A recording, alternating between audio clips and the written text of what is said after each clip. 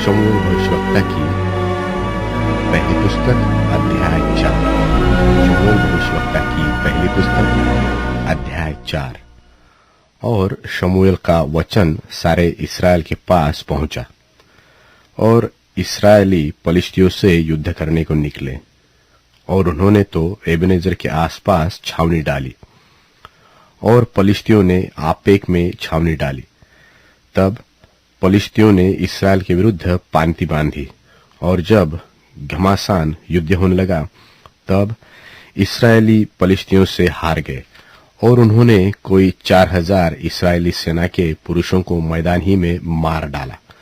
और जब वे लोग छावनी में लौट आए, तब इस्राएल के वृद्ध पुरुष कहने लगे कि यहोवा ने आज हमें पलिश्तियों से क्यों हरवा दिया है। आओ, हम यहोवा की वाचा का संदूक शीलो से मांग ले आए, कि वह हमारे बीच में आकर हमें शत्रुओं के हाथ से बचाए। तब उन लोगों ने शीलो में भेजकर वहां से करूबों के ऊपर विराजने वाले सेनाओं के यहोवा की वाचा का संदूक मंगा लिया। और परमेश्वर की वाचा के संदूक के साथ एली के 2 पुत्र होप्नी और पिनहास भी वहां थे। जब यहोवा की वाचा का संदूक छावनी में पहुंचा, तब सारे इस्राएली इतने बल से ललकार उठे कि भूमि गुंज उठी। इस ललकार का शब्द सुनकर पलिश्तियों ने पूछा, इब्रियों की छावनी में ऐसी बड़ी ललकार का क्या कारण है? तब उन्होंने जान लिया कि यहोवा का संदूक छावनी में आया। तब पलिश्ती डरकर कहने लगे, उस छावनी में परमेश्वर आ गया है। फिर उन्होंने कहा, हाय, हम पर ऐसी बात पहले नहीं हुई थी। हाय, ऐसे महाप्रतापी देवताओं के हाथ से हमको कौन बचाएगा? ये तो वे ही देवता है जिन्होंने मिस्रियों पर जंगल में सब प्रकार की विपत्तियां डाली थी। हे पलिश्तियों, तुम हियाव बांधो और पुरुषार्थ जगाओ, कहीं ऐसा न हो कि जैसे इब्री तुम्हारे अधीन हो गए, वैसे तुम भी उनके अधीन हो जाओ। पुरुषार्थ करके संग्राम करो। तब पलिश्ती लड़ाई के मैदान में टूट पड़े, और इस्राएली हारकर अपने अपने डेरे को भागने लगे। और ऐसा अत्यंत संहार हुआ कि 30,000 इस्राएली पैदल खेत आए, और परमेश्वर का संदूक छीन लिया गया, और एली के 2 पुत्र होप्नी और पिनहास भी मारे गए। तब एक बिन्यामीनी मनुष्य ने सेना में से दौड़कर उसी दिन अपने वस्त्र फाड़े और सिर पर मिट्टी डाले हुए शीलो में पहुंचा। वह जब पहुंचा, उस समय एली, जिसका मन परमेश्वर के संदूक की चिंता से थरथरा रहा था, वह मार्ग के किनारे कुर्सी पर बैठा बाट जोह रहा था। और जो ही उस मनुष्य ने नगर में आकर वह समाचार दिया, त्यों ही सारा नगर चिल्ला उठा। चिल्लाने का शब्द सुनकर एली ने पूछा, ऐसे हुल्लड़ और हाहाकार मचाने का क्या कारण है?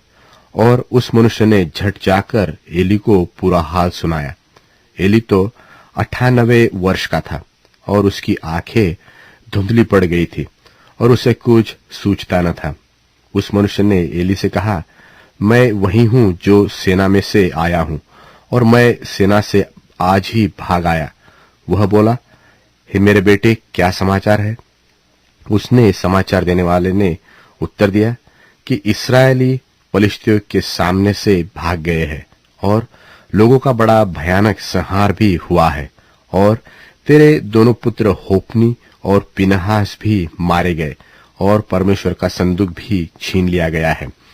जो ही उसने परमेश्वर के संदूक का नाम लिया, त्यों ही एली फाटक के पास कुर्सी पर से पछाड़ खाकर गिर पड़ा, और बूढ़े और भारी होने के कारण उसकी गर्दन टूट गई, और वह मर गया।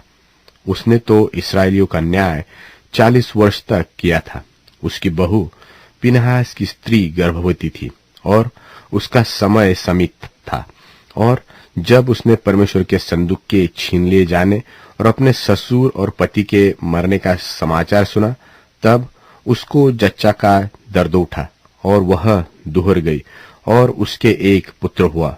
उसके मरते मरते उस स्त्रियों ने जो उसके आसपास खड़ी थी उससे कहा, मत डर, क्योंकि तेरे पुत्र उत्पन्न हुआ है।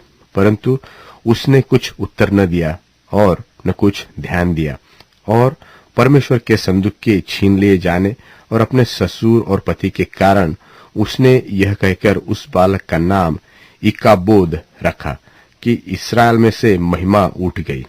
फिर उसने कहा, इस्राएल में से महिमा उठ गई है, क्योंकि परमेश्वर का संदूक छीन लिया गया है।